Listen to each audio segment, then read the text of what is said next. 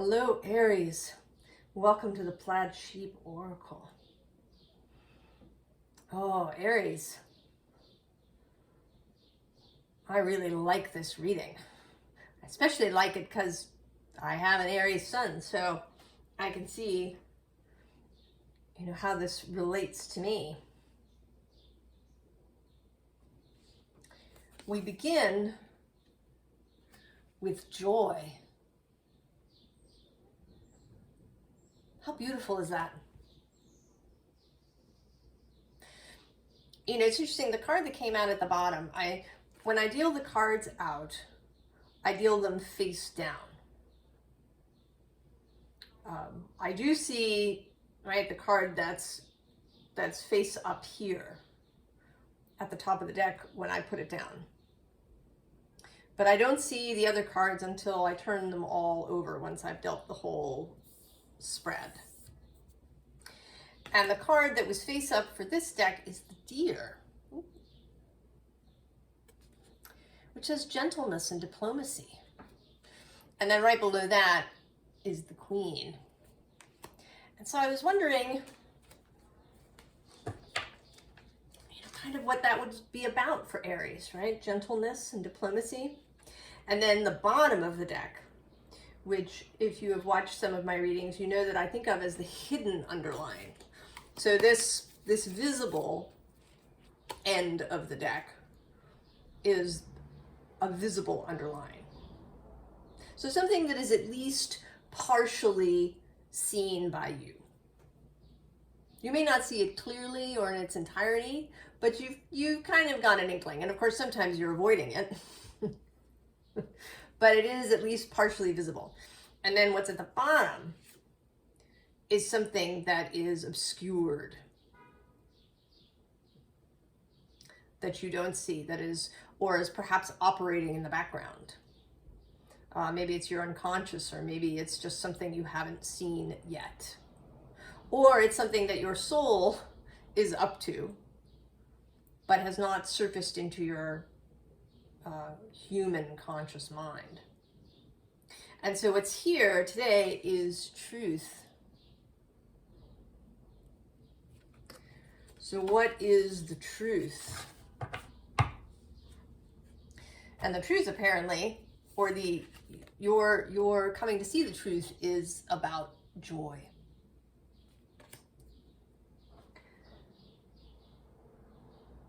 And what's here at the bottom of this first deck is this Ace of Cups. And I think that what's happened, Aries, is that you have drunk the potion. You have drunk the nectar that resides in your own inner holy grail.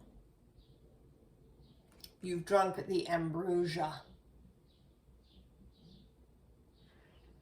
And then maybe you weren't even aware that you have.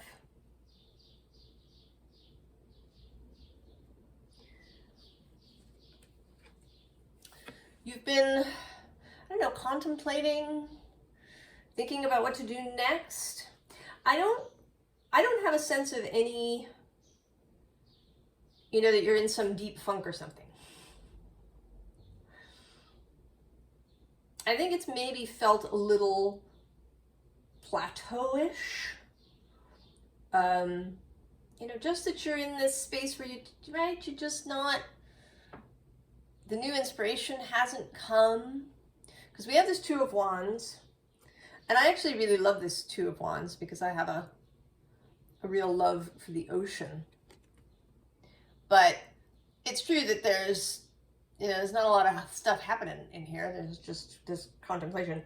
And then below that is this Fool who, in this card, isn't going anywhere. They're still sitting. Right? The Fool and Dog just sitting there. The new direction has not revealed itself. If we think of the Two of Wands also as a crossroads, it's almost like you haven't even really reached the crossroads, that you're sort of walking down this road, you don't quite know where it's leading, and you can kind of see maybe a crossroads in the distance, but you don't really know what it's about, like what this choice before you is about. And that's the kind of where you've been at. That you're looking for the next thing, the next inspiration.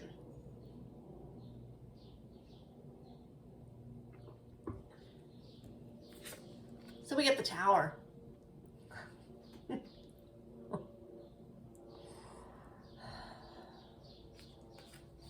Something is incoming, Aries.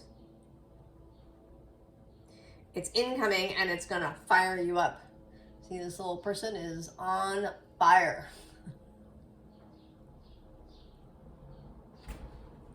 I mean, you see actually, interestingly, that you're not even in the Tower. You've left the Tower.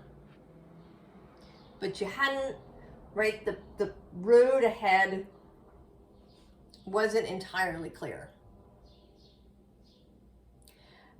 And the effect of this Tower is not one of, right, it's not going to blow your life apart or anything of that sort in that way.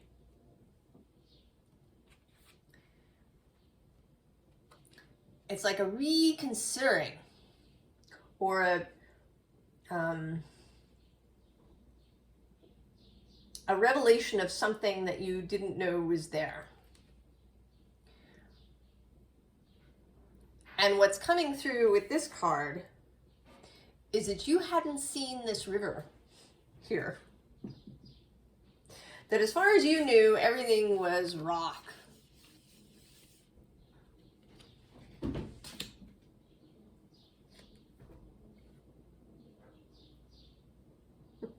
I'm sorry, I'm a little distracted. There's a pigeon right on the fire escape and the Jupiter the cat is riveted.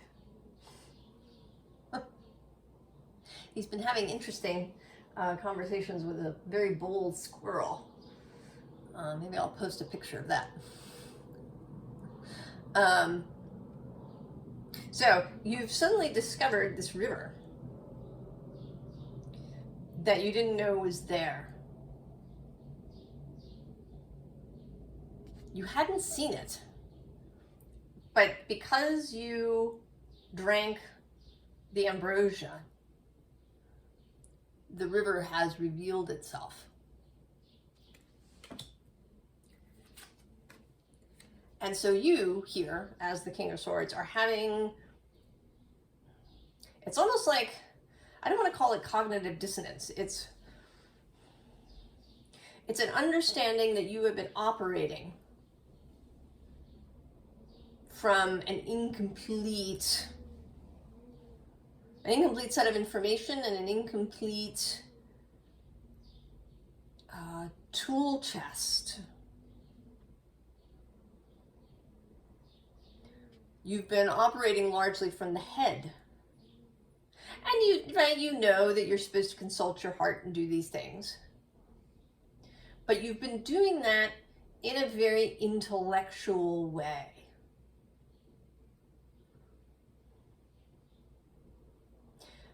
And chances are, if you're here watching this reading, that you have done this, that you have intellectualized your feelings. You have had thoughts about your feelings, rather than really feeling your feelings fully.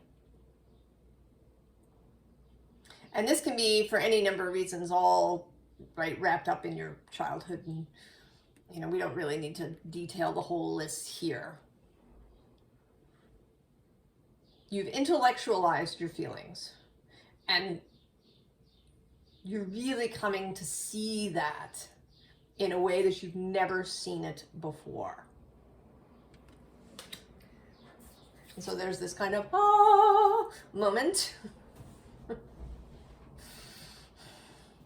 this judgment revelatory moment.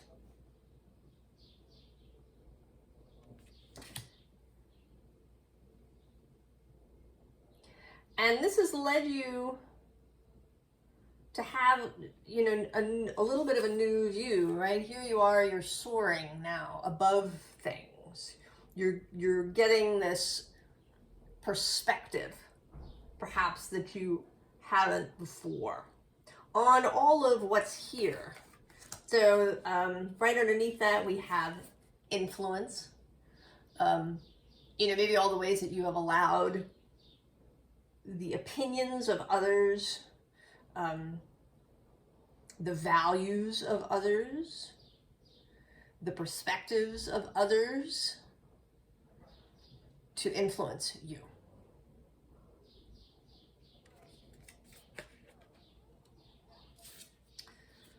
Exposed. That this initial inability or lack of skill in really feeling your feelings has actually left you feeling exposed and vulnerable. Because when we don't have our feelings, we kind of don't have that early warning system. Your feelings are all sorts of guides to things. Especially when you really get in touch with them, when you learn, you know, about regulation, when you learn, you know, about your own overwhelm and when that's happening and how to approach that without, again, intellectualizing the whole thing, finding other ways so that your emotions and your feelings can become really good guides, all right, a really good compass for where you should go and what you should do and what you should and shouldn't accept or take on or choose.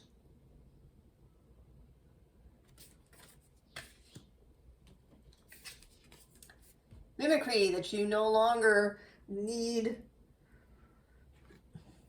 to be like other people, right? You no longer may feel the need to fit in.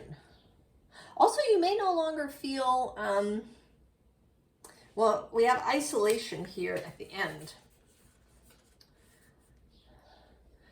You know, and when you intellectualize your feelings,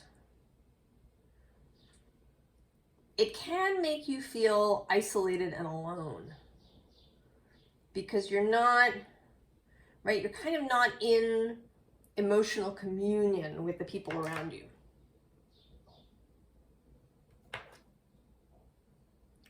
So that can be an isolating thing. You can also isolate because of these things. And then survival. That you've been maybe more in survival mode than you even knew. So much of this stuff can remain really hidden from us. You know, it's just the way we operate. It's become, right, it's been normal for so long. Also, it's possible that we're surrounded by people who operate in this same way, so that it looks extra normal. Right? This is what other people do. This is normal for human beings to do X, Y, or Z. When in reality, it's a coping mechanism. Or some sort of mask we've been wearing. But when you drink the ambrosia, and when this, and I do feel like this is something separate, right? There's the drinking of the ambrosia, which kind of opens you up to things, makes you willing to see things, able to see things that you weren't before. And this is the first installment of that at this moment. I mean, you know, we have revelations and insights throughout our life, but from this moment forward, there is going to be something that comes in, some piece of information or experience that is going to really open this up for you. And even if you've also, right, maybe you've known this, again, intellectually, you know that you intellectualize your feelings. whatever this is going to allow you to feel things in a way that you never have before.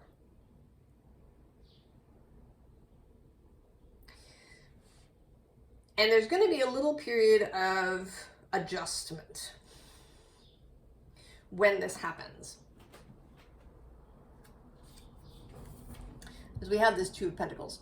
So there's going to be some adjustment. We also have right below that the Seven of Pentacles. And actually the Ace of Swords. Which, interestingly, I'm going to go one more, is following the Ten of Swords. So we have the Ten of Swords. And it's a really lovely Ten of Swords. Right? These birds just flying away. And then the Ace of Swords. And that is kind of that gentleness. Right? We're not seeing the corpse Ten of Swords. It's this more gentle. And then we get the Ace, right? The new idea that's showing up with the Tower, the new ability. The Seven of Pentacles, the process of growth. The Two of Pentacles, the adjustment. And at the basis of all of this is the Four of Pentacles. So there is the tendency to inertia, to stay where we are. That now is being lessened and released.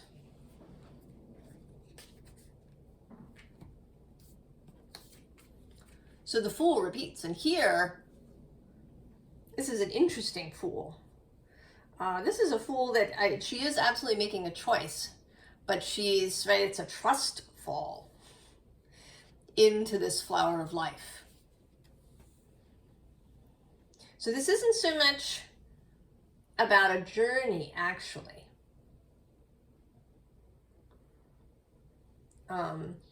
With this notion of like setting out on a new adventure. This is falling into life. Falling into the flower of life.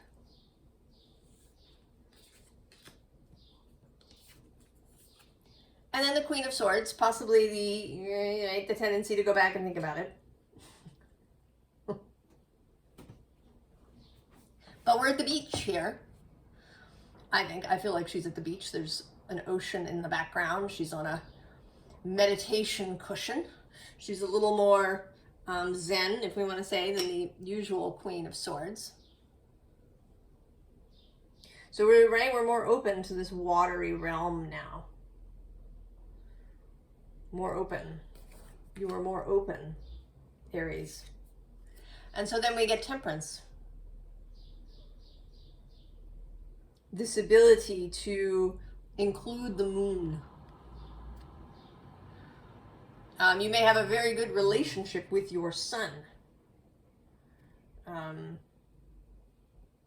The sun is exalted in the sign of Aries. He is an honored guest there. It's a fiery Aries energy.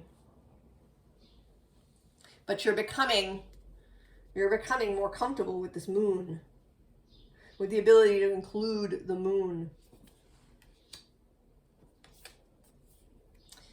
And then with the Eight of Swords, you are seeing even more clearly than you have done up until this point how tied up you were in your own mind. How restricted you were in your own mind. This is a new level of insight because it actually moves beyond the mind and into the body. And then we have this Five of Swords. The Five of Wands. This, it's like a bursting out free. Bursting out free. Kind of actually bursting out from this Four that's underneath. Whatever the stable structure you've had until this point that has right? It stood up for a long time. It's worked for you, but now you're busting out of it.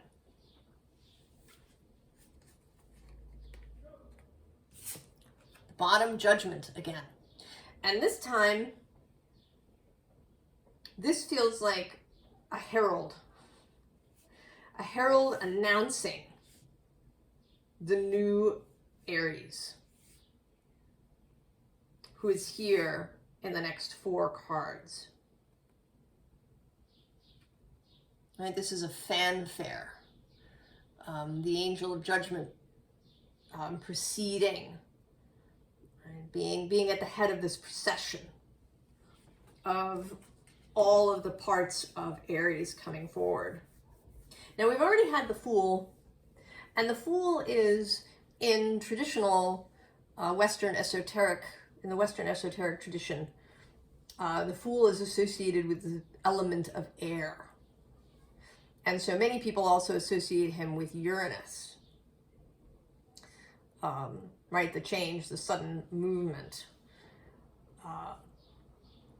But I think of Aries as, or the Fool as Aries, because of that stepping out nature.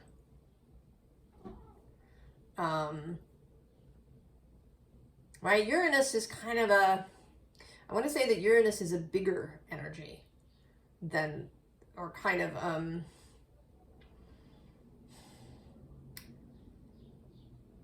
more mature maybe than the Fool. The Fool is very lighthearted, whereas I think of Uranus as a more intense, more serious energy.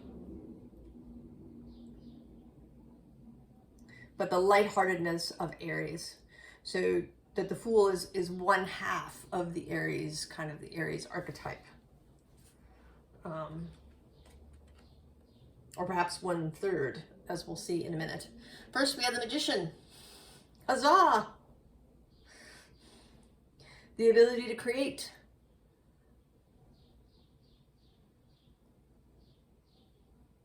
Being a magician. And for me, I'm going to mention it for me personally, this is a synchronicity. A card that I pulled this morning for myself is the Merlin from this Avalon deck. The Magician. Then a second Aries archetype, the Queen of Wands. This passion, this desire, this inspiration, this, right, feeling it in the body. Aries is actually, although Aries is often associated with the head, right, we start at the top and go down to Pisces and the feet. Aries also is the body for me, because Mars, who is, you know, movement and energy and human vitality, muscles, sinew, that which, you know, can move you from the runner's blocks into action. And Mars is Aries' guide, right? The warrior, adventurer archetype is about the use of the body. So really feeling the fire within.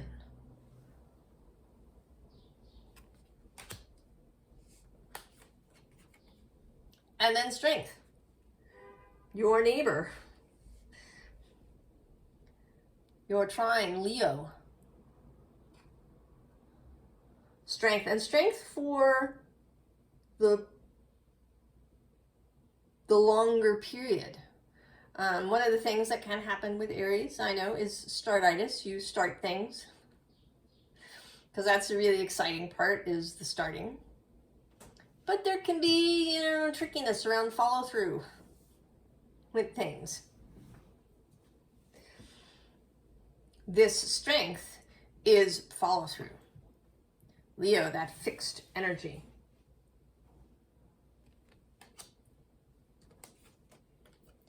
And then the Emperor, who is associated with Aries. He is the major arcana linked to Aries. in the Western esoteric tradition. And I want to say here, since this is coming up, and you'll find that I'm always saying qualifying things when I say, right, I'll say the Western esoteric tradition or traditionally, because that's only one perspective.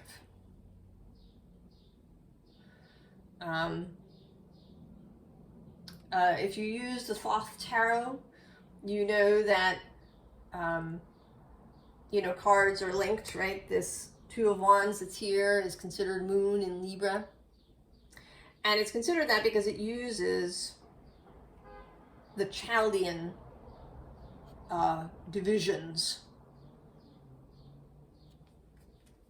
of the zodiac wheel in order to get those correspondences. But there are other ways to divide the wheel. Even right, there's different traditions that go back centuries. Other ways of dividing the wheel. There are other ways of making links. You do not have to be limited. Right? You are the emperor of your own system. You can link, right, the major arcana to the signs in any way that you want. You are the reader. Right? Once you've made those decisions, then the cards will respond to that. They will know that you think of the Fool as Aries, perhaps. Or that you think of the Emperor as both Aries and Capricorn. As I do.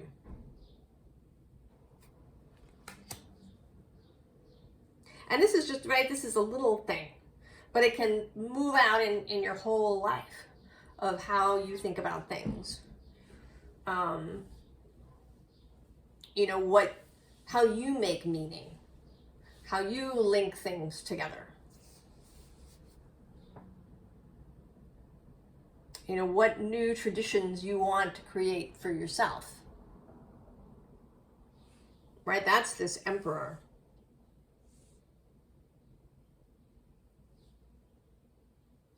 So that's pretty cool, Aries. This discovery or continuing discovery. I imagine that as we go through life, we continue, up until the very last moments of our life to discover new things about ourselves, about, what we can do, about skills that we can develop. That it's part of the beauty that we continue to discover ourselves, that we can be delighted by ourselves. Right? Your card is joy. This is all about delight. Finding delight in yourself. Finding perhaps an unexpected and deep well of joy within you. That this ambrosia is like a cup of joy. And that there's an endless spring of joy within you. That your cup will always be refilled. That it's there when you need it.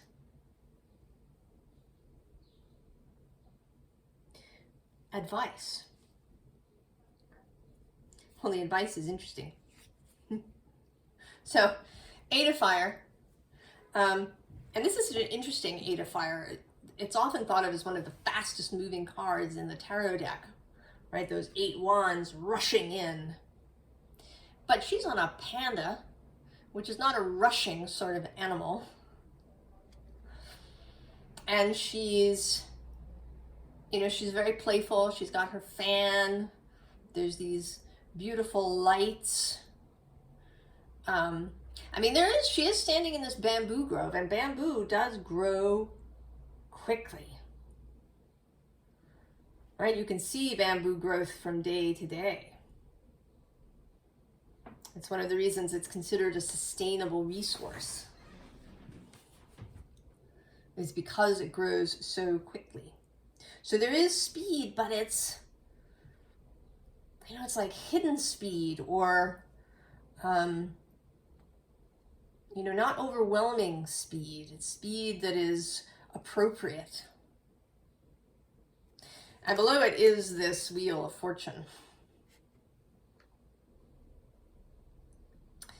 So things, right? Things that are going to come in that you don't, you know, be open, be ready, be joyful about things that are surprises, right? That you don't know.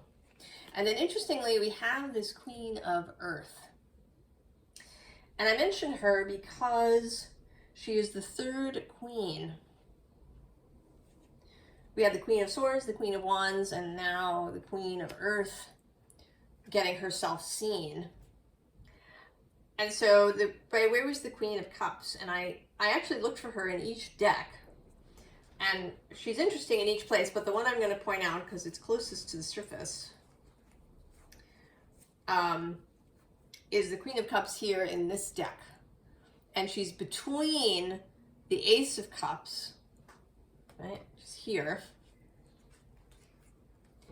and the Six of Swords. Right, so here she is, she's got her cup, she's going to drink, and it's going to move her on. It's going to move her on. And actually it moves her into this Seven of Cups of possibilities that she didn't even know were there, right? I mean, I want to say that this is like a sudden revelation of her own emotions, of your own emotions. That there were many that you didn't even know you had, that you were feeling. A whole experience of feelings that you didn't know before.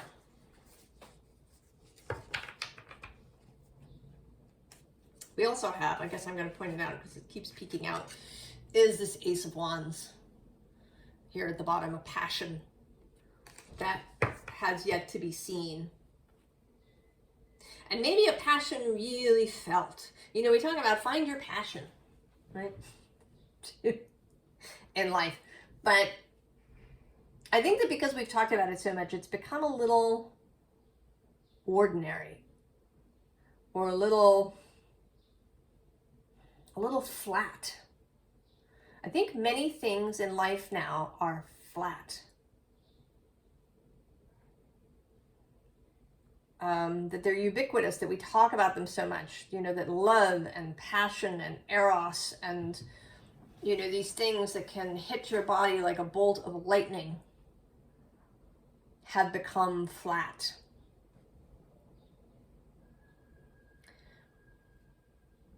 And that is ending for you. The bottom here is this Six of Water. This really like feeling everything. Allowing yourself to really feel everything. Learning about how different things feel in your body in a way that you never have before.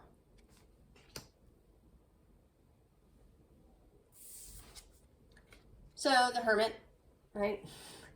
You're going to open the door. Open the door, right? When the messenger of Earth knocks, Aries, open the door. This lightning bolt that may, I mean, it may have an air or an electric aspect. It could be, you know, something you learn online or that you read in a book, or maybe that somebody says to you.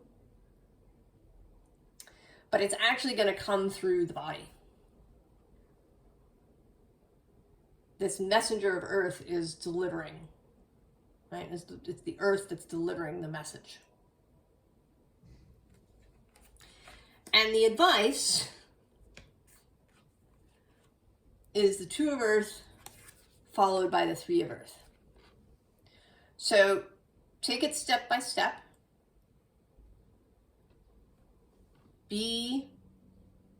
Allow this to be really grounded in you.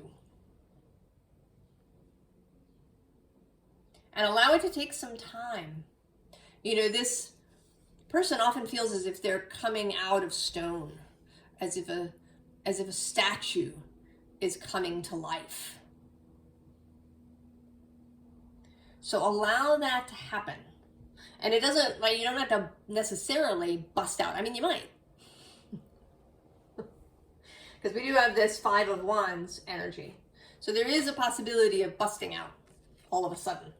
Or that it could, you know, sort of be like you take 3 steps and then leap. You know, you walk kind of slowly to this precipice and then you just drop off into the flower of life.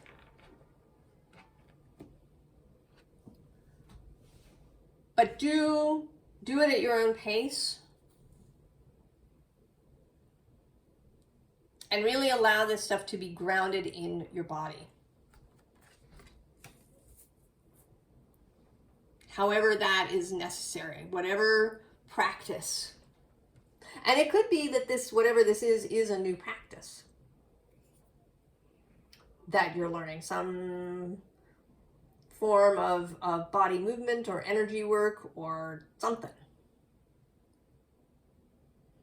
that is allowing you access as you have never had it before.